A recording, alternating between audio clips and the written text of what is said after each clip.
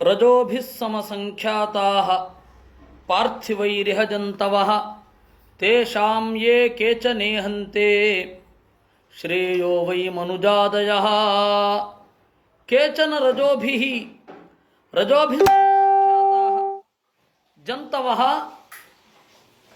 ಭೂಮಿಯಲ್ಲಿ ಎಷ್ಟು ಮರಳ ಕಣಗಳಿವೆಯೋ, ಎಷ್ಟು ಪಾರ್ಥಿವ ಪರಮಾಣುಗಳಿವೆಯೋ ಅಷ್ಟು ಜಂತುಗಳಿದ್ದಾರೆ.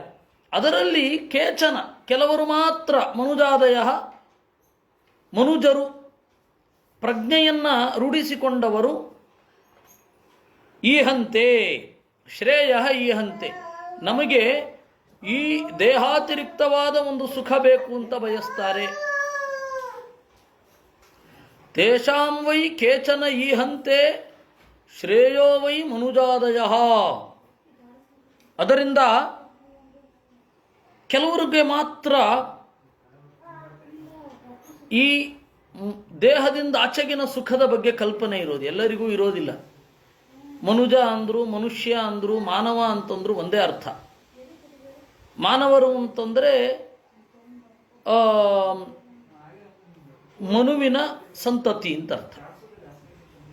ಮನುಷ್ಯರು ಅಂತಂದರೆ ಮನುನ ಶಾಸ್ಯಂತೆ, ಮನುವಿನ ಅಡ್ಮಿನಿಸ್ಟ್ರೇಷನ್ಗೆ ಒಳಪಡಲು ಯೋಗ್ಯರಾದವರು ಮನುಷ್ಯರು. ಹೀಗಾಗಿ ಈ ಎಲ್ಲ ಶಬ್ದಗಳ ಅರ್ಥ ಇದೆ. ಬುದ್ಧಿಗೆ ಯೋಗ್ಯರಾದವರು, ಪ್ರಜ್ಞೆಗೆ ಯೋಗ್ಯರಾದವರು ಅಂತ ಅರ್ಥ. ಹೀಗಾಗಿ ತೇಷಾಂ ವೈ ಕೇಚನ ಈಹಂತೆ, ಕೆಲವರು ಮಾತ್ರ ಈ ದೇಹದಿಂದ ಆಚೆಗಿನ, ಈ ಲೋಕದಿಂದ ಆಚೆಗಿನ ಸುಖವನ್ನು ಗುರುತಿಸಿರುವವರು. ಬೇರೊಬ್ಬರಿಗೆ ಅದರ ಗುರುತಿಸುವಿಕೆ ಕೂಡ ಇಲ್ಲ. ಅಟ್ಲೀಸ್ಟ್ ಅಮೂರ್ತವಾಗಿ ಇದ್ದರೆ, ಈ ಜಗದಾಚೆಗಿನ ಸಂಪರ್ಕದ ಬಗ್ಗೆ ಅಮೂರ್ತವಾಗಿ ಆದರೂ ಇದ್ದರೆ ಭ್ರಷ್ಟಾಚಾರ ನಡೆಯೋದೇ ಇಲ್ಲ.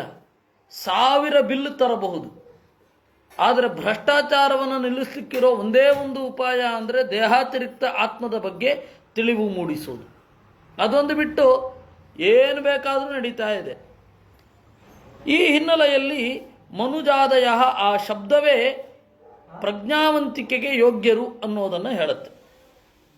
ಪ್ರಾಯೋ ಮುಮುಕ್ಷವಸ್ತೇಷಾಂ ಕೇಚನೇಹ ದ್ವಿಜೋತ್ತಮಾಃ ಮುಮುಕ್ಷೂಣಾಂ ಸಹಸ್ರೇಷು ಕಶ್ಚಿನ್ ಮುಚ್ಚೇತ ಸಿದ್ಧ್ಯತಿ.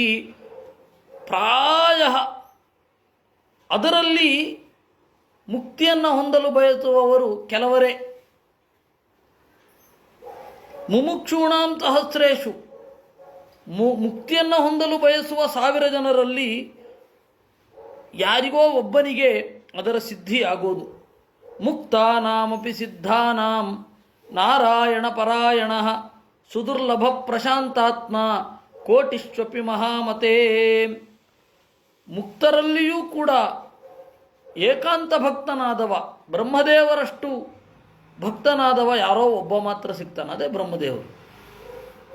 ಅಂದರೆ ನಾರಾಯಣನಲ್ಲಿ ಭಕ್ತಿ ಅನ್ನೋದು ಇಷ್ಟು ದುರ್ಲಭ ಅಂತ ಇದರ ಅಭಿಪ್ರಾಯ. ನೀವು ಎಲ್ಲರ ಸಂಖ್ಯಾನವನ್ನು ಮಾಡ್ತಾ ಬಂದರೆ ಎಷ್ಟು ಜನ ಇದ್ದಾರೆ ಈ ಜೀವನದಲ್ಲಿ ಅಂತ ಹೇಳಿ ಜೀವರನ್ನೆಲ್ಲ ನೀವು ಸೋಸ್ತಾ ಬಂದರೆ ನಮಗೆ ಸಿಗೋದು ಇಷ್ಟೇ ಜನ. ವೃತ್ರಸ್ತು ಸಕಥಂ ಪಾಪಃ ಸರ್ವಲೋಕೋಪತಾಪನಃ ಇತ್ತಂ ದೃಢಮತಿ ಕೃಷ್ಣ ಆಸೀತ್ ಸಂಗ್ರಾಮ ಉದ್ಬಣೆ. ಆದರೆ ಪಾಪಿಷ್ಠನಾದ ವೃತ್ರ ದೇವರಲ್ಲಿ ದೃಢವಾದ ಪ್ರಜ್ಞೆಯುಳ್ಳವನಾದ ಹೇಗೆ? ಅದು ಉದ್ಬಣೆ, ಸಂಗ್ರಾಮೆ, ಯುದ್ಧದಲ್ಲಿ ಕೈ ಕತ್ತರಿಸಿದಾಗಲೂ ಕೂಡ ದೇವರ ಬಗೆಗೆ ಪ್ರಜ್ಞೆ ಕಡಿಮೆ ಆಗಲಿಲ್ಲ. ಹೇಗೆ ಅವನು ಈ ತರಹ ಆದ?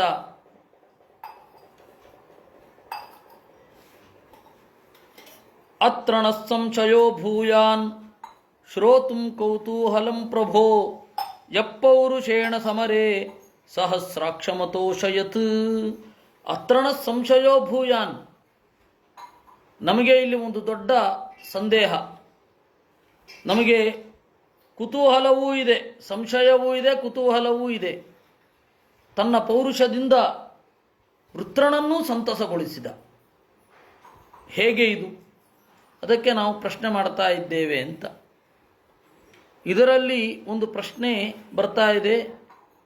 ವಿಶ್ವಕರ್ಮ ವಜ್ರಾಯುಧ ಮಾಡಿದ, ಆ ವಿಶ್ವಕರ್ಮ ತ್ವಷ್ಟೃ ಇಬ್ಬರು ಬೇರೆಯೇ ಒಬ್ಬರೇನೆ ಅಂತ, ಒಬ್ಬರೇ ತ್ವಷ್ಟೃವಿಗೆ ವಿಶ್ವಕರ್ಮ ಅಂತ ಅನ್ನೋದು. ಹೀಗಾಗಿ ಏನು ಇದಿಲ್ಲ. ಮತ್ತು ವಜ್ರಾಯುಧದ ರೀತಿ ಇರುವ ವಜ್ರಾಯುಧ ದಧೀಚಿಯದ್ದು, ಅದನ್ನು ಮಧ್ಯದಲ್ಲಿ ಬಿಟ್ಟರು. ಅದನ್ನು ಆ ಕೆಲಸಕ್ಕೆ ಮಾತ್ರ ಉಪಯೋಗಿಸಿಕೊಂಡು ವೃತ್ರನನ್ನು ಕೊಂದಾಗ ಆಯುಧಗಳೆಲ್ಲ ಮತ್ತೆ ಮರಳಿ ಬಂತು. ಹೀಗಾಗಿ ಈಗ ಪುರಂದರ ಹಿಡ್ಕೊಳ್ಳುವ ವಜ್ರಾಯುಧ ದಧ್ಯಂಗಾಥರ್ವಣನ ಮೂಳೆಯದ್ದು ಅಂತ ಯಾರೂ ಅಂದ್ಕೋಬೇಡಿ. ಅದಲ್ಲಿ ಮುಗೀತು. ವೃತ್ರನೊಡನೆ ಹೋರಾಡಲಿಕ್ಕೆ ಇಂದ್ರ ಪಡೆದ ಆಯುಧ. ಈ ತರಹದ ಆಯುಧವನ್ನು ನುಂಗಿ ತನ್ನ ವೇದಾಂತದ ಮಾತುಗಳಿಂದ ಇಂದ್ರನಿಂದಲೂ ಕೂಡ ಹೊಗಳಿಸಿಕೊಂಡವ. ಇಂದ್ರನೂ ಕೂಡ ಅವನನ್ನು ಗಾಢವಾಗಿ ಅಭಿನಂದಿಸಿದ್ದ. ಆ ತರಹದ ವೃತ್ರ, ಅವನ ಹಿನ್ನೆಲೆ ಏನು, ಅವನು ಯಾಕೆ ಹೀಗೆ? ಸೂತೌವಾಚ ಪರೀಕ್ಷಿತೋಥ ಸಂಪ್ರಶ್ನಂ ಭಗವಾನ್ ಬಾದರಾಯಣಿ ನಿಶಮ್ಯ ಶ್ರದ್ಧದಾನಸ್ಯ ಪ್ರತಿನಂದ್ಯೇದಮಬ್ರವೀತ್. ಪರೀಕ್ಷಿತನ ಈ ಪ್ರಶ್ನೆಯನ್ನು ಬಾದರಾಯಣಿ ಶುಕಾಚಾರ್ಯರು ನಿಶಮ್ಯ ಕೇಳಿ ಪ್ರತಿನಂದ್ಯ ಇದಮಬ್ರವೀತ್, ಪ್ರತಿನಂದ್ಯ ಅವನನ್ನು ಹೊಗಳಿದ. ಸರಿಯಾಗಿ ಪ್ರಶ್ನೆ ಮಾಡಿದ್ದೀಯಾ, ಅದರಿಂದಾಗಿ ನಾನು ನಿನ್ನ ಪ್ರಶ್ನೆಗೆ ಉತ್ತರ ಕೊಡ್ತೇನೆ ಅಂತ. ಶ್ರೀ ಶುಕೌವಾಚ ಶೃಣುಷ್ವಾವಹಿತೋ ರಾಜನ್ ಇತಿಹಾಸಮಿಮಂ ಯಥಾ ಶ್ರುತಂ ದ್ವೈಪಾಯನ ಮುಖಾತ್ ನಾರದಾದ್ದೇವಲಾದಪಿ. ಶುಕಾಚಾರ್ಯರು ಹೇಳಿದರು, ರಾಜನ್, ಓ ದೊರೆ ಪರೀಕ್ಷಿತನೇ, ಅವಹಿತ ಏಕಾಗ್ರಚಿತ್ತನಾಗಿ ಈ ಇತಿಹಾಸವನ್ನು ಕೇಳು. ನಾನು ಇದನ್ನು ದ್ವೈಪಾಯನ ಮುಖಾತ್ ವೇದವ್ಯಾಸರಿಂದ ಕೇಳಿದ್ದೇನೆ, ನಾರದರಿಂದ ಕೇಳಿದ್ದೇನೆ, ಅಸಿತ ದೇವಲರಿಂದ ಕೇಳಿದ್ದೇನೆ. ಆಸೀದ್ ರಾಜ ಸಾರ್ವಭೌಮ ಶೂರಸೇನೇಶು ವೈ ನೃಪ ಚಿತ್ರಕೇತುರಿತಿ ಖ್ಯಾತಃ ಯಸ್ಯಾಸೀತ್ ಕಾಮಧುಂಮಹೀ. ಸಾರ್ವಭೌಮ ಶೂರಸೇನ ಎಂಬ ದೇಶದಲ್ಲಿ ದೊಡ್ಡ ಚಕ್ರವರ್ತಿ ಇದ್ದ. ಅವನ ಹೆಸರು ಚಿತ್ರಕೇತು ಅಂತ. ಯಸ್ಯಾಸೂತ್ ಕಾಮಧುಂಮಹಿ, ಇಡೀ ಭೂಮಿಯನ್ನ ಸುಖವಾಗಿ ಆಳ್ತಾ ಇದ್ದ. ತಸ್ಯ ಭಾರ್ಯಾ ಸಹಸ್ರಾಣಿ ದಶಾಭವನ್ ಸಾಂತಾನಿ ಕಶ್ಚಾಪಿ ನೃಪೋ ನ ಲೇಭೇ ತಾಸು ಸಂತತಿಂ. ಅವನಿಗೆ ಸುಮಾರು ಸಾವಿರಾರು ಹೆಂಡತಿಯರಿದ್ದರು. ಸಾವಿರಾರು ಹೆಂಡತಿಯರಲ್ಲಿ ಒಂದೇ ಒಂದು ಮಗು ಉಂಟಾಗಬೇಕಲ್ಲ, ಒಂದು ಮಗುನೂ ಉಂಟಾಗಲಿಲ್ಲ. ರೂಪೌದಾರ್ಯ ವಯೋಜನ್ಮ ವಿದ್ಯೈಶ್ವರ್ಯ ಶ್ರಿಯಾದಿಭಿ ಸಂಪನ್ನಸ್ಯ ಗುಣೈಃ ಸರ್ವೈಃ ಚಿಂತಾವಂಧ್ಯಾಪತೇರಭೂತ್. ಒಳ್ಳೆ ರೂಪ ಇದೆ, ಔದಾರ್ಯ ಇದೆ, ಯೌವನ ಇದೆ, ಒಳ್ಳೆ ಕುಲದಲ್ಲಿ ಹುಟ್ಟಿದ್ದಾರೆ, ವಿದ್ಯೆ ಇದೆ, ಎಲ್ಲವೂ ಇದೆ. ಆದರೆ ಒಬ್ಬರು ಮಕ್ಕಳಿಲ್ಲ. ಅದು ಏನು, 1000 ಜನರನ್ನು ಮದುವೆ ಆಗಿದ್ದಾನೆ. ಸಾವಿರಾರು ಜನರನ್ನು ಮದುವೆ ಆದರೆ ಒಬ್ಬಳಾದರೂ ಹುಟ್ಟಬೇಕಲ್ಲ, ಒಬ್ಬನಾದರೂ ಹುಟ್ಟಬೇಕಲ್ಲ. ನ ತಸ್ಯ ಸಂಪದಸ್ಸರ್ವಾ ಮಹಿಷ್ಯೋ ವಾಮಲೋಚನಾ ಸಾರ್ವಭೌಮಸ್ಯ ಭೂಶ್ಚೇಯಂ ನಾಭವನ್ ಪ್ರೀತಿ ಹೇತವಃ. ಅವನಿಗೆ ಸಂಪತ್ತಾಗಲಿ, ಅವನ ಚೆಲುವೆಯರಾದ ಹೆಂಡತಿಯರಾಗಲಿ, ಏನೇ ಇದ್ದರೂ ಕೂಡ ಇಡೀ ಭೂಮಿ ಆಗಲಿ ಅವನಿಗೆ ಖುಷಿ ಆಗಲಿಲ್ಲ. ತಸ್ಯೈಕದಾತು ಭವನಂ ಅಂಗಿರಾ ಭಗವಾನ್ ಋಷಿ ಲೋಕಾನ್ ಅನುಚರನ್ನೇತಾನ್ ಉಪಾಗಚ್ಚದ್ಯದೃಚ್ಛಯ. ಒಮ್ಮೆ ಅಂಗಿರಸ್ ಅನ್ನುವ ಋಷಿಗಳು ಅವನ ಬಳಿಗೆ ಬಂದರು. ಲೋಕವನ್ನೆಲ್ಲ ತಿರುಗುತ್ತಾ ಯದೃಚ್ಛಯ ಆಕಸ್ಮಿಕವಾಗಿ ಬಂದರು. ಯದೃಚ್ಛ ಅನ್ನೋದಕ್ಕೆ ಆಕಸ್ಮಿಕ ಅಂತ ಹೇಳಿ ಸಾಮಾನ್ಯ ಸಂಸ್ಕೃತದಲ್ಲಿ ಅರ್ಥ. ಯದೃಚ್ಛ ಅಂತಂದರೆ ಭಗವದಿಚ್ಛೆ ಅಂತ ಹೇಳಿ ವೈದಿಕರ ಅರ್ಥ.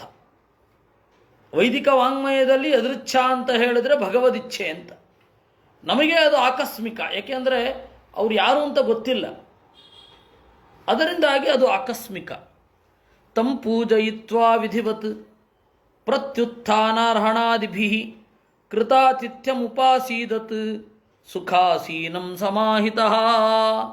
ಅವರು ಬಂದಾಗ ಎದ್ದು ನಿಂತು ಅರ್ಘ್ಯಪಾದ್ಯಾದಿಗಳನ್ನೆಲ್ಲ ಕೊಟ್ಟು ಆತಿಥ್ಯವನ್ನು ಚೆನ್ನಾಗಿ ಮಾಡಿ ಸುಖವಾಗಿ ಕುಳಿತಾಗ ಮಹರ್ಷಿಸ್ತಮುಪಾಸೀನಂ ಪ್ರಶ್ರಯಾವನತಂ ಕ್ಷಿತೌ ಪ್ರತಿಪೂಜ್ಯ ಮಹಾರಾಜ ಸಮಾಭಾಷ್ಯೇದಮಬ್ರವೀತ್.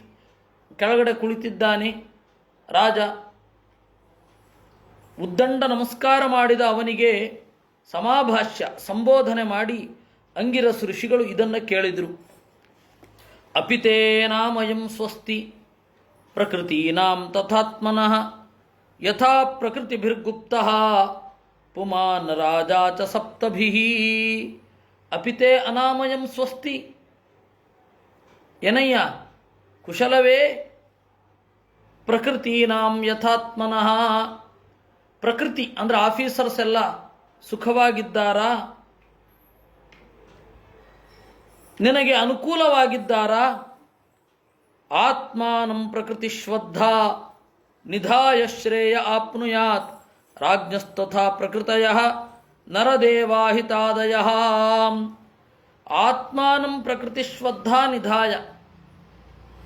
ಒಳ್ಳೆಯ ಕ್ರಿಯೆ ಇರುವ ದೇವತೆಗಳಲ್ಲಿ ತನ್ನನ್ನು ಒಪ್ಪಿಸಿಕೊಂಡು ಸಾಧಕ ಸುಖಪಡುವಂತೆ ಒಳ್ಳೆಯ ಪ್ರಕೃತಿ ಇದ್ದರೆ ರಾಜ ಸುಖ ಪಡ್ತಾನೆ. ಪ್ರಕೃತಿ ಅಂತಂದರೆ ಇಲ್ಲಿ ಒಂದು ಶ್ಲೋಕದಲ್ಲಿ 2 ಬಾರಿ ಪ್ರಯೋಗ ಆಗಿದೆ ನೋಡಿ. ಆತ್ಮಾನಂ ಪ್ರಕೃತಿಶ್ವದ್ಧಾ ನಿಧಾಯ ಶ್ರೇಯ ಆಪ್ನುಯಾತ್. ತನ್ನನ್ನು ಪ್ರಕೃತಿಯಲ್ಲಿ ಇಟ್ಟು ಶ್ರೇಯಸ್ಸನ್ನು ಹೊಂದುತ್ತಾನೆ.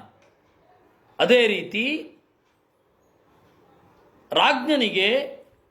ರಾಜನಿಗೆ ಪ್ರಕೃತಿಗಳು ಹಿತರಾಗಿ ಇರ್ತಾರೆ. ಇದಕ್ಕೆ ಇನ್ನೊಂದು ಅರ್ಥವನ್ನು ಕೆಲವರೆಲ್ಲ ಮಾಡ್ತಾರೆ.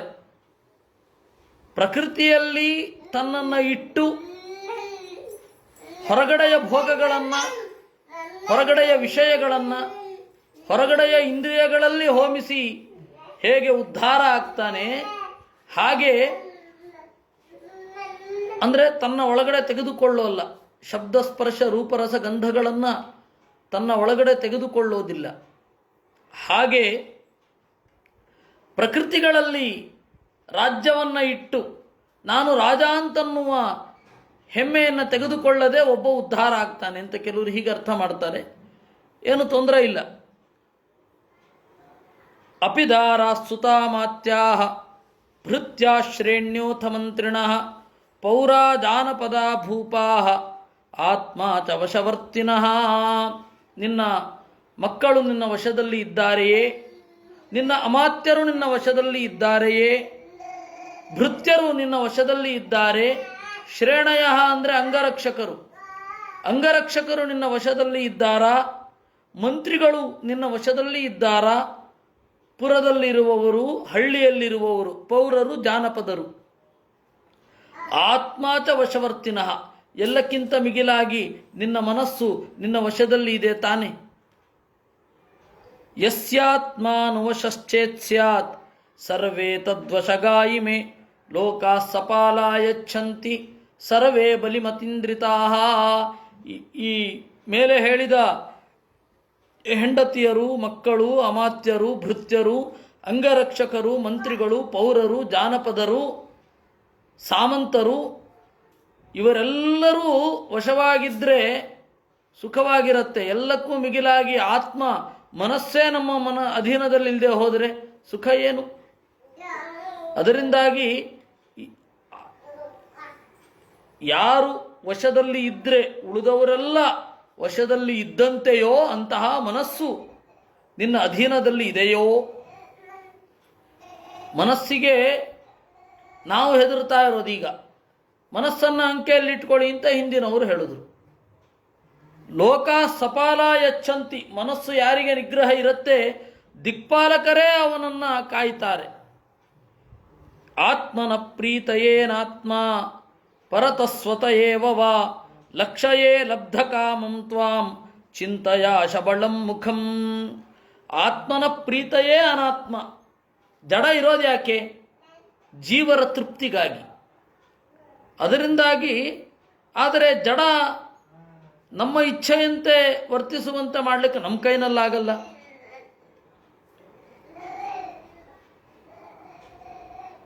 ಜಡ ಏನಿದೆ ಅನಾತ್ಮ ಆತ್ಮನಃ ಸುಖಾಯ, ಜಡ ಜೀವನ ಸುಖಕ್ಕಾಗಿ ಇರೋದು. ಜಡ ಜೀವನ ಮೇಲೆ ಸವಾರಿ ಮಾಡಬಾರದು. ಅಂದರೆ ಮನಸ್ಸು ನೆಟ್ಟಿಗಿರಬೇಕು, ಮನಸ್ಸನ್ನು ನಾವು ನಿಗ್ರಹ ಮಾಡಬೇಕು. ಅದು ಸುಖವಾಗಿದೆಯಾ? ಒಂದು ವೇಳೆ ಅವನ ಮನಸ್ಸು ನಿಗ್ರಹದಲ್ಲಿ ಇದ್ದರೆ ಲೋಕ ಸಪಾಲಾಯಚ್ಛಂತಿ ಸರ್ವೇ ಬಲಿ ಮತಂದ್ರಿತಾ, ಎಲ್ಲರೂ ಪೂಜಿಸ್ತಾರೆ. ದಿಕ್ಪಾಲಕರು, ದೇವತೆಗಳು ಎಲ್ಲರೂ ಗೌರವಿಸ್ತಾರೆ. ಲಕ್ಷಯೇ ಅಲಬ್ಧ ಕಾಮಂ ತ್ವಾಂ ಚಿಂತೆಯ ಶಬಳಂ ಮುಖಂ. ಅಂದುಕೋತೇನೆ ನಿನ್ನ ಮನಸ್ಸು ನಿನ್ನ ಅಧೀನದಲ್ಲಿ ಇಲ್ಲ. ನಿನ್ನ ಮುಖ ನೋಡ್ತಾ ಇದ್ದರೆ ಅಲಬ್ಧ ಕಾಮಂ, ಬಹಳ ಕಾಲದಿಂದ ಬಯಸಿದ್ದು ಸಿಗದೇ ಇರುವಂತೆ ಇದೆ. ಹೌದಾ? ಏನಾಗಿದೆ? ಶಬಳಂ ಮುಖಂ, ಚಿಂತೆಯಿಂದ ನಿನ್ನ ಮನಸ್ಸು ಮಿಶ್ರಿತವಾಗಿದೆ.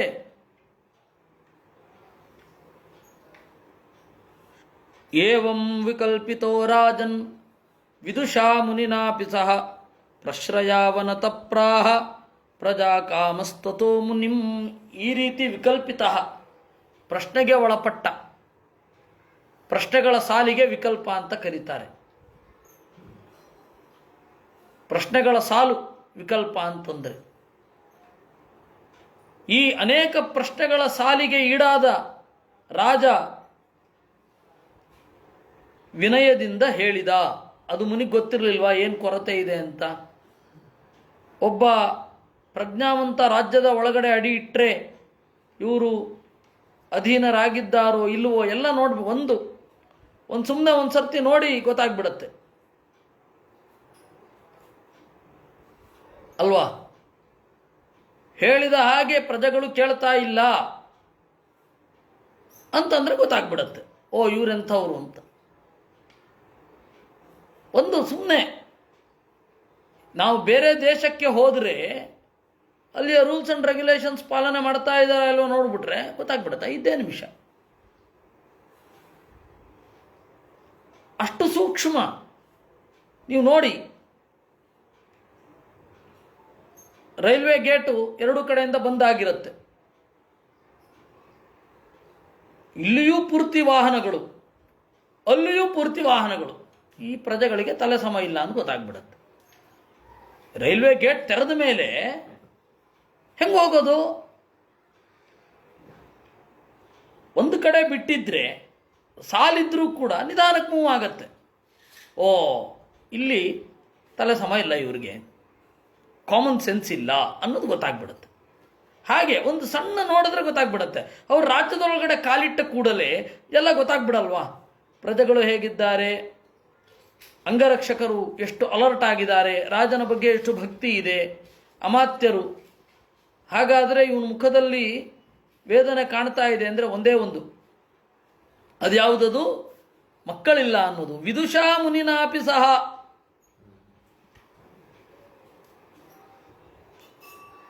ಗೊತ್ತಿದ್ರೂ ಕೂಡ ಅವರು ಪ್ರಶ್ನೆ ಮಾಡಿದ್ರು. ಚಿತ್ರಕೇತುರ್ವಾಚ ಭಗವನ್ ಕಿನ್ವ ವಿದಿತಂ ತಪೋ ಜ್ಞಾನ ಸಮಾಧಿಭಿಃ ಯೋಗಿನಾಂ ಧ್ವಸ್ತ ಪಾಪಾನಾಂ ಬಹಿರಂತಃ ಶರೀರಿಷು. ಭಗವನ್ ಕಿನ್ವ ವಿದಿತಂ, ಓ ಪರಮಾತ್ಮನೇ, ಇದು ಪೂಜ್ಯರೇ, ಕಿನ್ವ ವಿದಿತಂ, ನಿಮಗೆ ತಿಳಿಯದ್ದೇನಿದೆ? ತಪೋಜ್ಞಾನ ಸಮಾಧಿಭಿಃ, ತಪಸ್ಸಿದೆ, ಜ್ಞಾನ ಇದೆ, ಧ್ಯಾನ ಇದೆ. ಅದರಿಂದ ಪಾಪವನ್ನೆಲ್ಲ ಕಳೆದುಕೊಂಡಿದ್ದೀರಾ, ನಿಮಗೆ ಗೊತ್ತಾಗೋದಿಲ್ವೇ ನನಗೆ ಮಕ್ಕಳಿಲ್ಲ ಅಂತ. ತಥಾಪಿ ಪೃಚ್ಛತೋ ಬ್ರೂಯಾಂ ಬ್ರಹ್ಮನ್ನಾತ್ಮನಿ ಚಿಂತಿತಂ ಭವತೋ ವಿದುಷಸ್ಯಾಪಿ ಚೋದಿತಃ ತ್ವದನುಜ್ಞಯಾ. ಆದರೂ ನೀವು ಕೇಳಿದ್ದೀರಾ, ನಾನು ಹೇಳಬೇಕಿದೆ, ಅದರಿಂದಾಗಿ ನಾನು ಹೇಳ್ತಾ ಇದ್ದೇನೆ. ನೀವು ಆಜ್ಞೆ ಕೊಟ್ಟಿದ್ದೀರಾ, ಹೇಳು ಅಂತ ಹೇಳ್ತಾ ಇದ್ದೇನೆ. ಲೋಕಪಾಲೈರಪಿ ಪ್ರಾರ್ಥ್ಯಾಃ ಸಾಮ್ರಾಜ್ಯೈಶ್ವರ್ಯ ಸಂಪದಃ ನನಂದತ್ಯ ಪ್ರಜಂ ಮಾಂ ಹಿ ಕ್ಷುತ್ರುಕ್ಷಾಮಮಿವಾಪರೇ. ಲೋಕಪಾಲಕರೂ ಬೇಡಬಹುದಾದ ಈ ಸಂಪತ್ತು, ಈ ಸಮೃದ್ಧಿ ನನಗೆ ಸಂತೋಷವನ್ನು ಉಂಟು ಮಾಡ್ತಾ ಇಲ್ಲ. ಹಸಿವು ನೀರಡಿಕೆಯಿಂದ ಬಳಲಿದವನಿಗೆ ಸಂಗೀತ, ಸಾಹಿತ್ಯ ಮೊದಲಾದವುಗಳೆಲ್ಲ ಸಂತೋಷ ನೀಡುತ್ತೇನು? ಅದೆಲ್ಲ ತುಂಬಿದ ಮೇಲೆ ಸಾಹಿತ್ಯಾದಿಗಳು. ಹೀಗಾಗಿ ಮೊದಲು ಅದು ಬೇಕು. ತನ್ನಪ್ಪಾಹಿ ಮಹಾಭಾಗ ಪೂರ್ವೈಸ್ಸಹ ಗತಂ ತಮಃ ಯಥಾ ತರೇಮ ದುಷ್ಪಾರಂ ಪ್ರಜಯಾ ತದ್ವಿಧೇಹಿನಃ. ಮಹಾಭಾಗ, ತನ್ನಪ್ಪಾಹಿ, ನಮ್ಮನ್ನು ನೀವೇ ಕಾಪಾಡಬೇಕು. ನಮ್ಮ ಹಿಂದಿನವರೆಲ್ಲ ಕತ್ತಲನ್ನು ದಾಟಿದ್ದೇ ಮಕ್ಕಳು ಎಂಬ ಬೆಳಕನ್ನು ಪಡೆದು, ನಮಗೆ ಇವತ್ತು ಆ ಸಂತತಿ ಭಾಗ್ಯ ಅನ್ನೋದಿಲ್ಲ. ತದ್ವಿಧೇಹಿನಃ, ನಮಗದನ್ನು ಉಂಟು ಮಾಡ್ರಿ. ಶ್ರೀ ಶುಕೌವಾಚ ಇತ್ಯರ್ಥಿತಸ್ಸ ಭಗವಾನ್ ಕೃಪಾಳುರ್ಬ್ರಹ್ಮಣಸ್ಸುತಃ ಶರ್ಪಯಿತ್ವಾ ಚರುಂ ತ್ವಾಷ್ಟ್ರಂ ತ್ವಷ್ಟಾರಂ ಅಯಜದ್ವಿಭುಃ. ಈ ರೀತಿಯಾಗಿ ಬೇಡಿಕೊಂಡಾಗ ಕೃಪಾಳುವಾದ ಆಂಗಿರಸರು ಶರ್ಪಯಿತ್ವಾ ಚರುಂ, ಒಂದು ವಿಶೇಷ ಹವಿಸ್ಸನ್ನು ಉಂಟು ಮಾಡಿ ತ್ವಷ್ಟಾರಂ ಅಯಜತ್, ಪ್ರದ್ಯುಮ್ನ ರೂಪಿ ಪರಮಾತ್ಮನನ್ನು, ಅನಿರುದ್ಧ ರೂಪಿ ಪರಮಾತ್ಮನನ್ನು ಯಾಗ ಮಾಡಿದ್ದು. ಯಾಕೆಂದರೆ ಈ ಗರ್ಭ ಸಂವಹನ ಸೂಕ್ತ ಅಂತ ಹೇಳಿ ಒಂದು ಸೂಕ್ತ ಇದೆ ಋಗ್ವೇದದಲ್ಲಿ 10ನೇ ಮಂಡಲದಲ್ಲಿ. ಆ ಗರ್ಭ ಸಂವಹನ ಸೂಕ್ತ ಅದನ್ನು ಪಠನೆ ಮಾಡಿದರೆ ಮಕ್ಕಳು ಚೆನ್ನಾಗಿ ಆಗಿ ಬರ್ತಾರೆ. ತ್ವಷ್ಟಾರೂಪಾಣಿ ಪಿಂಶತು ಆಸಿಂಚತು ಪ್ರಜಾಪತಿರ್ಧಾತ ಗರ್ಭಂ ದಧಾತುತೆ ಅಂತ ನಾರಾಯಣಾದಿ ಚತುರೂಪಿಯ ಸ್ತೋತ್ರ ಇದೆ. ಅಲ್ಲಿ ಗರ್ಭ ಸಂವಹನ ಸೂಕ್ತದಲ್ಲಿ ತ್ವಷ್ಟಾರೂಪಾಣಿ ಪಿಂಶತು ಅಂತ ಹೇಳಿದರೆ ಪ್ರದ್ಯುಮ್ನ ಮತ್ತು ಅನಿರುದ್ಧರು, ಅವರಿಬ್ಬರನ್ನ ಕುರಿತಾದ ಚಿಂತನೆ ಏನಂತ, ಗರ್ಭದ ಒಳಗಡೆ ಇರುವ ಮಗು ಒಳ್ಳೆ ಸ್ವರೂಪದಿಂದ ಕೂಡಿ ಬರಲಿ, ಯಾವ ನ್ಯೂನತೆಯೂ ಇರದಿರಲಿ ಅಂತ. ಈ ಹಿನ್ನೆಲೆಯಲ್ಲಿ ತ್ವಷ್ಟ ಅಂತಂದರೆ ಅನಿರುದ್ಧ ರೂಪಿ ಪರಮಾತ್ಮ ಅಂತ. ಆ ಅನಿರುದ್ಧ ರೂಪಿ ಪರಮಾತ್ಮನನ್ನು ಹೋಮ ಮಾಡಿದ್ದು ಈ ಮಂತ್ರದಿಂದ. ಜ್ಯೇಷ್ಠ ಶ್ರೇಷ್ಠ ಚಯಾರಾಜ್ಞೋ ಮಹರ್ಷೀಣಾಂಚ ಭಾರತ ನಾಮ್ನಾ ಕೃತದ್ಯುತಿಸ್ತಸ್ಯೈ ಯಜ್ಞೋಚ್ಛಿಷ್ಟ ಮದಾತ್ ಪ್ರಭು. ಎಲ್ಲ ಸಾವಿರಾರು ಜನ ಹೆಂಡತಿಯರಲ್ಲಿ ಜ್ಯೇಷ್ಠಳು ಶ್ರೇಷ್ಠಳು ಆದವಳು ಕೃತದ್ಯುತಿ ಅಂತ ಒಬ್ಬಳು. ಅವಳಿಗೆ ಯಜ್ಞೋಚ್ಛಿಷ್ಟ ಮದಾತ್, ಯಜ್ಞದ ಭಾಗವನ್ನು ಕೊಟ್ಟಿದ್ದು, ಯಜ್ಞದಲ್ಲಿ ಉಳಿದ ಭಾಗವನ್ನು ಕೊಟ್ಟಿದ್ದು. ಅಥಾಹ ನೃಪತಿಮ್ರಾಜನ್ ಭವಿತೈಕಸ್ತವಾತ್ಮಜ ಹರ್ಷಶೋಕ ಪ್ರದಸ್ತುಭ್ಯಂ ಇತಿ ಬ್ರಹ್ಮಸುತೋ ಯಯೌ. ಆಗ ಆ ಆಂಗಿರತರು ಹೇಳಿದರು, ಓ ದೊರೆಯೇ, ನಿನಗೆ ಒಬ್ಬ ಮಗ ಉಂಟಾಗ್ತಾನೆ, ಅವನು ಹರ್ಷಶೋಕ ಪ್ರದ, ಸಂತೋಷವನ್ನು ಉಂಟು ಮಾಡ್ತಾನೆ, ದುಃಖವನ್ನು ಉಂಟು ಮಾಡ್ತಾನೆ. ಸಾಪಿ ತತ್ಪ್ರಾಶನಾದೇವ ಚಿತ್ರಕೇತೋರಧಾರಯತ್ ಗರ್ಭಂ ಕೃತದ್ಯುತಿರ್ದೇವಿ ಕೃತ್ತಿಕಾಗ್ನೇರಿವಾತ್ಮಜಂ. ಸಾಪಿ ತತ್ಪ್ರಾಶನಾತ್, ಅದನ್ನು ಅವಳು ಸ್ವೀಕಾರ ಮಾಡಿದಳು, ಗಂಡನಿಂದ ಗರ್ಭವನ್ನು ಹೊತ್ತಳು. ಹೇಗೆ? ಕೃತ್ತಿಕಾಗ್ನೇಯ ಇವಾತ್ಮಜಂ, ಅಗ್ನಿಯ ಗರ್ಭವನ್ನು ಕೃತ್ತಿಕೆಯರು ಹೊತ್ತ ಹಾಗೆ. ತಸ್ಯ ಅನುದಿನಂ ಗರ್ಭ ಶುಕ್ಲಪಕ್ಷ ಇವೋಡುಪ ವೌರುಧೇ ಶೂರಸೇನಸ್ಯ ತೇಜಸಾ ಶನಕೈರ್ನೃಪ. ಅವಳ ಗರ್ಭ ಶುಕ್ಲ ಪಕ್ಷದ ಚಂದ್ರನಂತೆ ಚೆನ್ನಾಗಿ ಬೆಳೀತಾ ಇತ್ತು. ಅಥಕಾಲ ಉಪಾವೃತ್ತೆ ಕುಮಾರ ಸಮಜಾಯತ ಜನಯನ್ನ ಶೂರಸೇನಾನಾಂ ಶೃಣ್ವತಾಂ ಪರಮಾಂ ಮುದಂ. ಸರಿಯಾದ ಕಾಲ ಬಂತು. ಆಗ ಇಡೀ ಶೂರಸೇನದ, ಅಶೂರಸೇನ ಅಂತ ಒಂದು ದೇಶದ ಹೆಸರು, ಆ ಶೂರಸೇನದ ಪ್ರಜೆಗಳಿಗೆ ಸಂತೋಷವನ್ನು ಉಂಟು ಮಾಡ್ತಾ ಒಬ್ಬ ಮಗ ಹುಟ್ಟಿದ. ಹೃಷ್ಟೋ ರಾಜ ಕುಮಾರಸ್ಯ ಸ್ನಾತಶುಚಿರಲಂಕೃತಃ ವಾಚಯಿತ್ವಾ ಶಿಶೋ ವಿಪ್ರೈಹಿ ಕಾರಯಾಮಾಸ ಜಾತಕಂ. ಆಮೇಲೆ ಸಂತಸಗೊಂಡು ಅಲಂಕೃತನಾಗಿ ಶುಚಿಯಾಗಿ ಬ್ರಾಹ್ಮಣರ ಮೂಲಕ ವಾಚಯಿತ್ವ ಆಶೀರ್ವಾದವನ್ನು ಪಡೆದು, ಅಂದರೆ ಪುಣ್ಯಾಹವಾಚನವನ್ನು ಮಾಡಿಸಿ ಜಾತಕವನ್ನು ಬರೆಯಿಸಿದ. ತೇಭ್ಯೋ ಹಿರಣ್ಯಂ ರಜತಂ ವಾಸಾಂಸ್ಯಾಭರಣಾನಿ ಚ ಗ್ರಾಮಾನ್ ಹಯಾನ್ ಗಜಾನ್ ಪ್ರಾದಾತ್ ಧೇನೂನಾಂ ಅರ್ಬುದಾನಿ ಷಟ್. ಅವರಿಗೆ ಬಂಗಾರ, ಬೆಳ್ಳಿ, ಬಟ್ಟೆ, ಆಭರಣ, ಗ್ರಾಮಗಳು, ಕುದುರೆಗಳು, ಆನೆಗಳು, ಆಮೇಲೆ ಲಕ್ಷಾಂತರ ಗೋವುಗಳನ್ನು ದಾನ ಮಾಡಿದ ಬೇರೆ ಬೇರೆಯವರಿಗೆ. ವವರ್ಷಕಾಮಾನನ್ಯೇಷಾಂ ಪರ್ಜನ್ಯ ಇವ ದೇಹಿನಾಂ ಧನ್ಯಂ ಯಶಸ್ಯ ಮಾಯುಷ್ಯಂ ಕುಮಾರಸ್ಯ ಮಹಾಮನಾಹ. ಅನ್ಯೇಷಾಂ ಕಾಮಾನ್, ಉಳಿದವರೆಲ್ಲರಿಗೂ, ಕ್ಷತ್ರಿಯರಿಗೆ, ಆಮೇಲೆ ವೈಶ್ಯರಿಗೆ ಗ್ರ್ಯಾಂಟ್ ಅನೇಕ, ಆಮೇಲೆ ಸರ್ವೀಸ್ ಆಗಿ ಯಾರು ಸರ್ವೀಸ್ ಮಾಡ್ತಾ ಇರ್ತಾರೆ ಅಂತಹವರಿಗೂ ಕೂಡ ಎಲ್ಲವನ್ನ ಬೇಕಾಷ್ಟು ಹಣವನ್ನು ಬಿಡುಗಡೆ ಮಾಡಿದ. ಕೃಚ್ಛ್ರ ಲಬ್ಧೇತು ರಾಜರ್ಷೇ ತನಯೇನು ದಿನಂ ಪಿತುಃ ಯಥಾ ನಿಸ್ವಸ್ಯ ಕೃಚ್ಛ್ರಾಪ್ತೆ ಧನೇ ಸ್ನೇಹೋನ್ವರ್ಧತ. ಬಹಳ ಕಷ್ಟಪಟ್ಟ ಮೇಲೆ ಆ ಮಗುವಿನ ಮೇಲೆ ಪ್ರೀತಿ ಇಲ್ಲದೆ ಹೋದರೆ ಹೇಗೆ? ದಿನದಿಂದ ದಿನಕ್ಕೆ ಬೆಳೀತಾ ಹೋಯಿತು. ಹೇಗೆ ಅತ್ಯಂತ ಬಡವನಾದವ ಅತ್ಯಂತ ಕಷ್ಟದಿಂದ ಒಂದು ಸ್ವಲ್ಪ ಹಣವನ್ನು ಪಡೆದರೆ ಯಾವ ರೀತಿ ಅವನಿಗೆ ಆ ಹಣದ ಮೇಲೆ ಮೋಹ ಜಾಸ್ತಿ ಆಗ್ತಾ ಹೋಗುತ್ತೋ ಹಾಗೆ. ಮಾತು ಸ್ತುತಿತರಾಂ ಪುತ್ರೇ ಸ್ನೇಹೋ ಮೋಹ ಸಮುದ್ಭವ ಕೃತದ್ಯುತೆ ಸಪತ್ನೀನಾಂ ಪ್ರಜಾ ಕಾಮಜ್ವರೋ ಭವತ್. ಸರಿ, ಮಗು ಎಲ್ಲಿರುತ್ತೆ ಅಲ್ಲಿ ತಂದೆ ಇರ್ತಾನೆ, ಮಗು ಎಲ್ಲಿರುತ್ತೆ ತಾಯಿ ಹತ್ರ ಇರುತ್ತೆ. ಯಾವಾಗಲೂ ಕೃತದ್ಯುತಿಯ ಮನೆಯಲ್ಲೇ ಇರ್ಲಿಕ್ಕೆ ಶುರು ಮಾಡಿದ.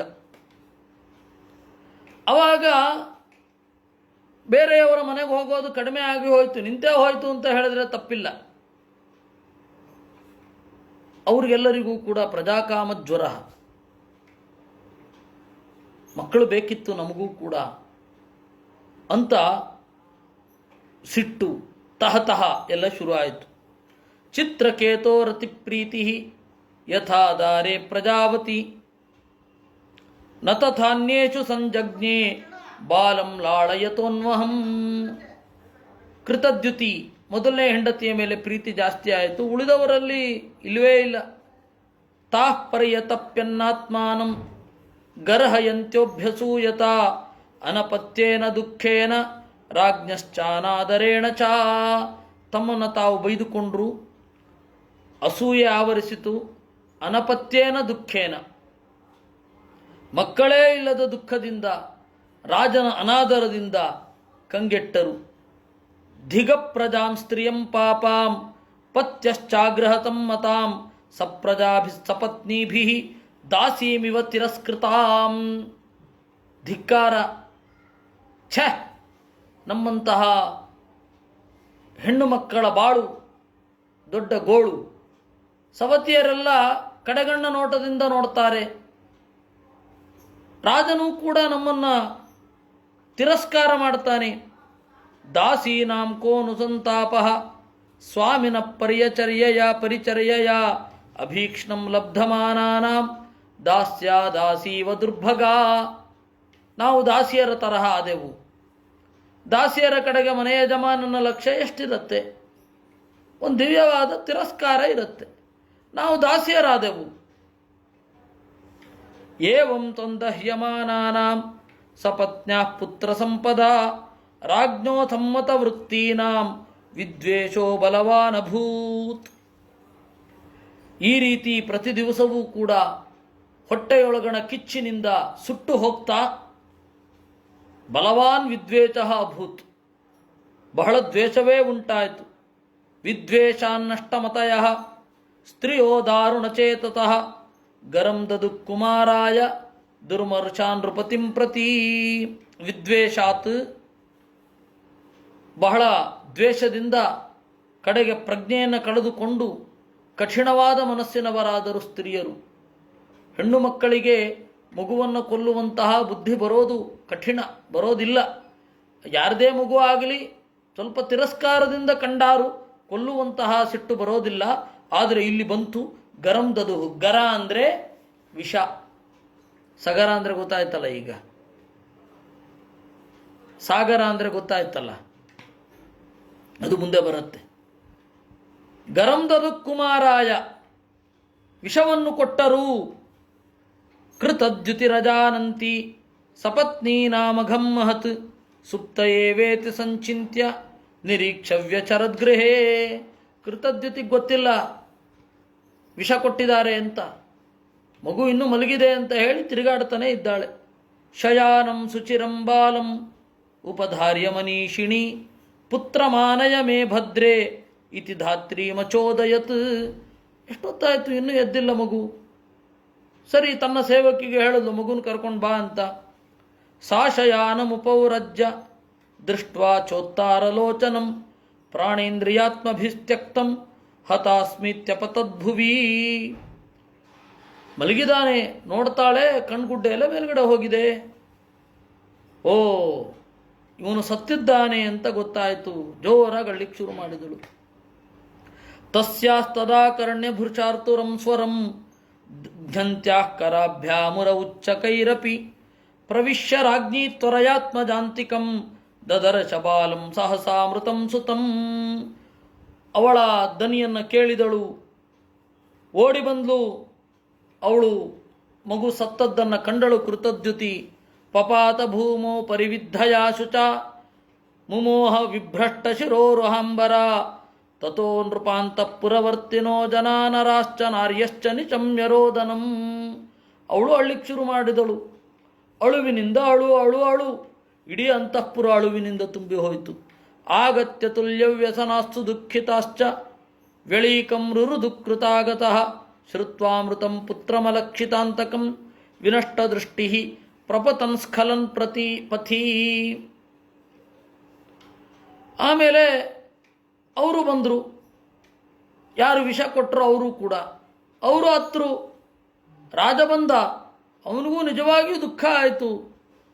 ಪ್ರಪತನ್ ಬೀಳುತ್ತಾ ಸ್ಖಲನ್ ಎಡಹುತ್ತಾ ಬಂದ, ಕಣ್ಣೇ ಕಾಣದಂತಾಯಿತು. ಸ್ನೇಹಾನುಬಂಧೇ ಧಿತಯಾಶುಚಾಭೃಚಂ ವಿಮೂರ್ಛಿತೋನು ಪ್ರಕೃತಿರ್ದ್ವಿಜೈರ್ವೃತಃ ಪಪಾತ ಬಾಲಸ್ಯ ಸಪಾದ ಮೂಲೆ ಮೃತಸ್ಯ ವಿಸ್ರಸ್ತ ಶಿರೋರುಹಂಬರಃ. ಸ್ನೇಹಾನುಬಂಧೈದಿತಯಾ ಶುಚ, ಸ್ನೇಹಾನುಬಂಧದಿಂದ ದುಃಖ ಅನ್ನೋದು ಜಾಸ್ತಿ ಆಯಿತು. ಅವನಿಗೆ ಒಬ್ಬನೇ ಮಗ. ಜನಸ್ಯ ರಾಜ್ಞಿ ಪ್ರಕೃತೇಶ್ಚ ಹೃದೃಜಂ ಸತಿ ದಧಾನ ವಿಲಲಾಪ ಚಿತ್ರದ. ಚೆನ್ನಾಗಿ ಅತ್ರು. ಸ್ತನದ್ವಯಂ ಕುಂಕುಮ ಪಂಕಮಂಡಿತಂ ನಿಷಿಂಚತಿ ಸಾಂಜನ ಬಾಷ್ಪಬಿಂದುಭಿ ವಿಕೀರ್ಯ ಕೇಶಾನ್ ವಿಗಳತ್ಸ್ರಜಶ್ರುತಂ ಶುಶೋಚ ಚಿತ್ರಂ ಕುರರೀವ ಸುಸ್ವರಂ. ಅವಳ ಮೈತುಂಬ ಹಚ್ಚಿಕೊಂಡ ಕುಂಕುಮ ಅವಳ ಅಳುವಿನಿಂದ ನೀರಾಗಿ ಕೆಳಗಡೆ ಬಂತು. ಅಂದರೆ ಎಷ್ಟು ಹತ್ತಿರಬೇಕು ಅಂತ ಗೊತ್ತಿರುತ್ತೆ ನಿಮಗೆ. ಅಹೋ ವಿಧಾತಸ್ತ್ವಮತೀವ ಬಾಲಿಶಃ ಯಸ್ತ್ವಾತ್ಮ ಸೃಷ್ಟ್ಯ ಪ್ರತಿರೂಪಮೀಹಸೆ ಪರೇತು ಜೀವತ್ಯಪರಸ್ಯ ಯಾ ಮೃತಿ ವಿಪರ್ಯಯಶ್ಚೇತ್ವಮಸಿ ಧ್ರುವಂ ಪರಃ. ದುಃಖದಿಂದ ಏನು ಬೇಕಾದರೂ ಚಿಂತನೆ ಮಾಡ್ತಾರೆ, ಏನು ಬೇಕಾದರೂ ಬೈತಾರೆ. ದುಃಖ ಒಂದಿತ್ತು ಅಂದರೆ ಏನು ಬೇಕಾದ್ರೂ ಬೈತಾರೆ. ಹಾಗೆ ಇದನ್ನೆಲ್ಲವನ್ನ ಕೂಡ ನೀವು ಚಿಂತನೆ ಮಾಡತಕ್ಕದ್ದು. ಅಯ್ಯೋ ವಿಧಿಯೇ, ನೀನು ಅತ್ಯಂತ ಬಾಲಿಶ, ನೀನೇ ಸೃಷ್ಟಿ ಮಾಡಿ ನೀನೇ ಕೊಲ್ತೀಯಲ್ಲಪ್ಪ. ದಯೆಯಿಂದ ಸೃಷ್ಟಿ ಮಾಡಿದವನು ನೀನೇ, ದಯೆ ಇಲ್ಲದೆ ಕೊಲ್ಲುವವನು ನೀನೇ. ಪರೇತು ಜೀವತ್ಯ ಪರಶ್ಚಯ ಮೃತಿ. ಹಿರಿಯರು ಬದುಕಿರ್ತಾರೆ, ಕಿರಿಯರು ಸಾಯ್ತಾರೆ ಅಂದರೆ ನಿನಗೆ ಪ್ರಜ್ಞೆನೇ ಇಲ್ಲ ಅಂತಾಯ್ತು. ಹಿರಿಯರನ್ನು ಸಾಯಿಸಿ ಕಿರಿಯರನ್ನು ಉಳಿಸ್ಬೇಕಲ್ವೇ ನೀನು? ನಹಿ ಕಶ್ಚಿತ್ ನಹಿ ಕ್ರಮಶ್ಚೇದಿಹ ಮೃತ್ಯು ಜನ್ಮನೋ ಶರೀರಿಣಾಮಸ್ತು ತದಾತ್ಮಕರ್ಮಭಿ ಯಸ್ನೇಹ ಪಾಶೋ ನಿಜ ಸರ್ಗವೃದ್ಧಯೇ ಸ್ವಯಂ ಕೃತಸ್ಥೇ ತಮಿಮಂ ವಿವೃಚ್ಛಸಿ. ಹಾಗೇನಿಲ್ಲ, ದೊಡ್ಡವರು ಸತ್ತು ಚಿಕ್ಕವರು ಬದುಕಿರಬೇಕು ಅಂತ ಇಲ್ಲ ಅಂತ ನಿನ್ನ ಬಯಕೆ ಆಗೋದಾದರೆ ದೊಡ್ಡವರಿಗೆ ಚಿಕ್ಕವರ ಮೇಲೆ ಪ್ರೀತಿ ಯಾಕೆ ಕೊಡ್ತೀಯ? ನೀನೇ ಕ್ರಮವನ್ನು ಮಾಡ್ತೀಯ, ನೀನೇ ಕ್ರಮವನ್ನು ಮುರಿತೀಯ. ನಿಜ ಸರ್ಗವೃದ್ಧಯೇ, ಪ್ರೀತಿಯನ್ನು ಯಾಕೆ ಕೊಡೋದು? ಚಿಕ್ಕವರನ್ನು ಕಂಡ್ರೆ ಯಾರಿಗೆ ಪ್ರೀತಿ ಒಸರತ್ತೋ ಅವರಿಗೆ ನೀನು ಮಕ್ಕಳನ್ನು ಕೊಡಬೇಕು, ಕೊಟ್ಟ ಮೇಲೆ ಉಳಿಸ್ಬೇಕು. ಅದ್ಯಾವುದೂ ಮಾಡಲ್ಲ. ಕೆಲವೊಬ್ರು ಕೊಡೋದೇ ಇಲ್ಲ, ಕೊಟ್ಟ ಮೇಲೆ ಬೇಗ ಕೊಂದು ಬಿಡ್ತೀಯ. ನಿನಗೇನು ತಲೆ ಸಮ ಇದೆ ಅನ್ಬೇಕೋ ಇಲ್ಲ ಅನ್ಬೇಕು. ತ್ವಂ ತಾತನಾರ್ಹಸಿ ಸಮಾಂ ಕೃಪಣಾಮನಾಥಾಂ ತ್ಯಕ್ತುಂ ವಿಚಕ್ಷ್ವಪಿತರಂ ತವ ಶೋಕ ತಪ್ತಂ ಅಂಜಸ್ತರೇಮ ಭವತಾ.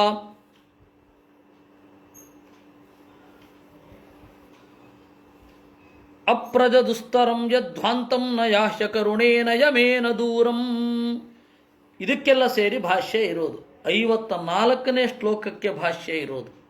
54ರಿಂದ ಶುರು ಆಗಿ 58ರವರೆಗೆ ಒಂದೇ ಲೈನಿನ ಭಾಷ್ಯ. ಅದು 5ನೇ ಶ್ಲೋಕಕ್ಕಿರೋದಲ್ಲ.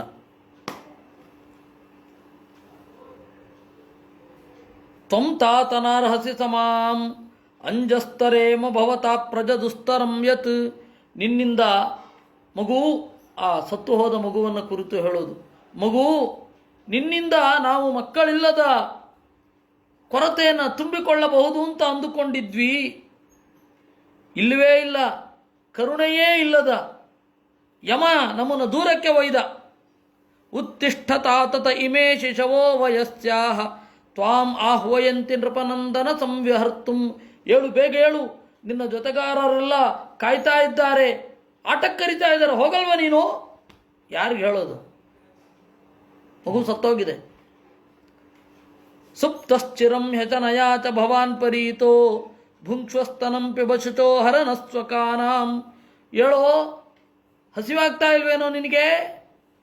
ಏಳು, ಹಾಲು ಕುಡಿ ಬೇಗ, ಹಸಿವನ್ನು ನೀಗಿಸಿಕೋ, ಆಡು, ನಿನ್ನ ಗೆಳೆಯರೆಲ್ಲ ಕಾಯ್ತಾ ಇದ್ದಾರೆ.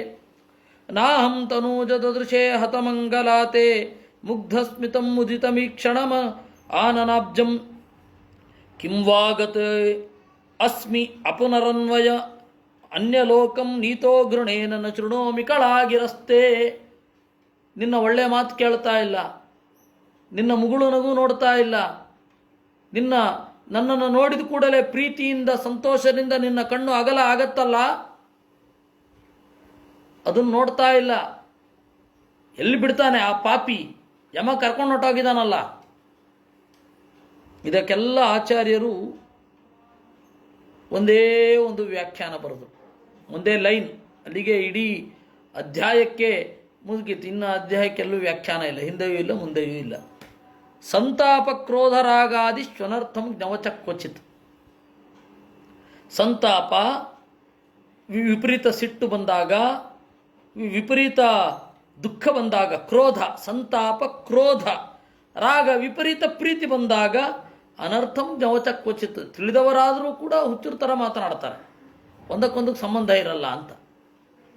ಇದನ್ನ ತಮಾಷೆ ಒಂದು ವ್ಯಾಖ್ಯಾನದಲ್ಲಿ ಅನರ್ಥಜ್ಞ ವಚಕ್ವಚಿತ್ ಅಂತ ಮಾಡಿಬಿಟ್ಟಿದ್ದಾರೆ ಪಾಪ.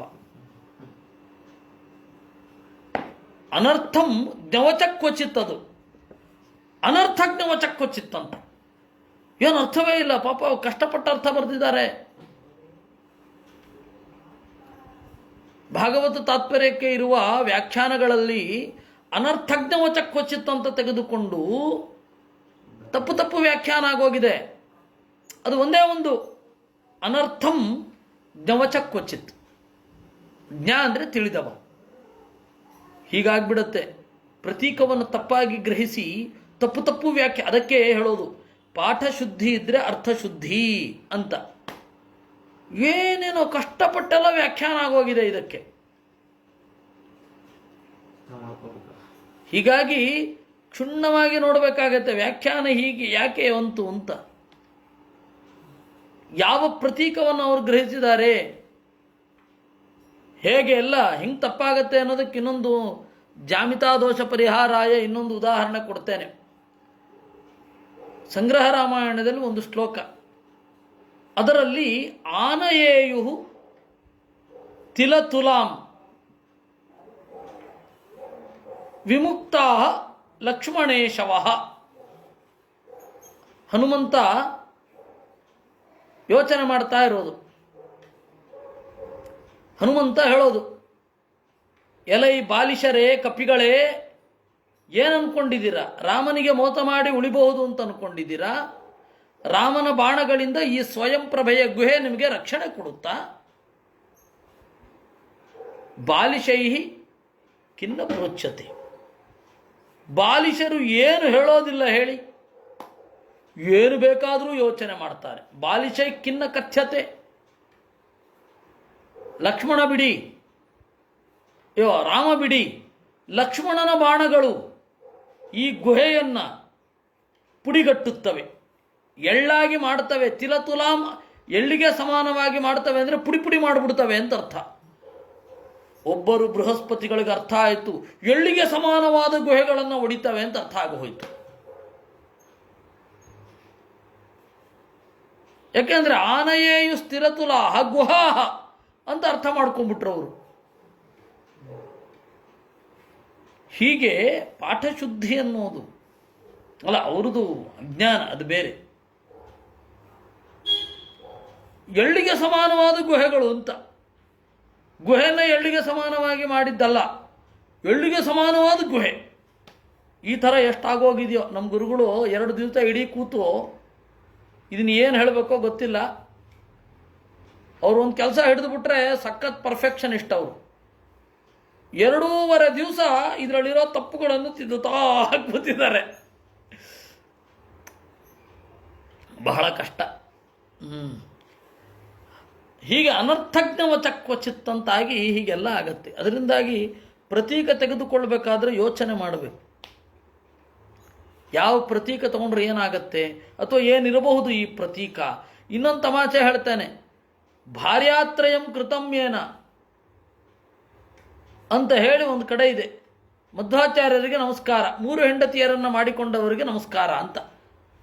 ಅಲ್ಲಿರೋದು ಭಾಷ್ಯತ್ರಯಂ ಕೃತಂ ಏನ, 3 ಪ್ರಸ್ಥಾನಗಳಿಗೆ ಭಾಷ್ಯ ಬರದ ಮಧ್ವಾಚಾರ್ಯರಿಗೆ ನಮಸ್ಕಾರ ಅಂತ.